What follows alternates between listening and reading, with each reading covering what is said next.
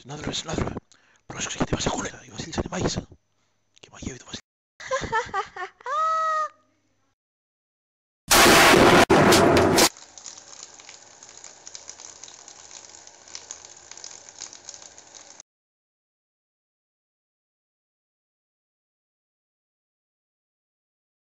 Καθρέφτη, καθρεφτάκι μου και μαγικό γυαλί μου, ποια είναι η μορφότερη σε τον όμορφο τον κόσμο. Μα φυσικά, Βασίλισσά μου, εσύ είσαι πιο ωραία. Στα μάτια σου είναι το ηλιοβασίλεμα. Τα μαλλιά σου χαϊδεύουν απαλά τους ώμους σου.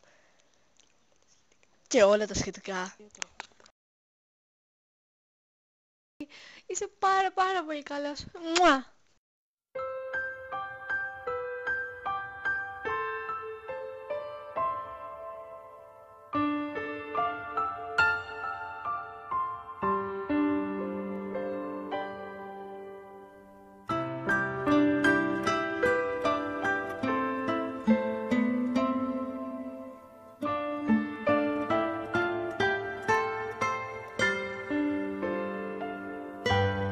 Χιονάτη, παιδί μου, έλα κοντά μου να μιλήσουμε. Τώρα μπαμπά ήρθα, περίμενε λίγο.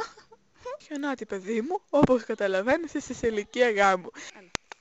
Γι' αυτό πρέπει να διοργανώσουμε ένα χορό, να βρεις ένα ωραίο πριγκιπόπουλο να παντρευτεί. Μα μπαμπά, είμαι ακόμη μικρή για γάμο. Τι θα λύσεις για του χρόνου? Δεν ακούω αντιρρήσεις. Είναι το καθήκον σου σαν πριγκίπισσα.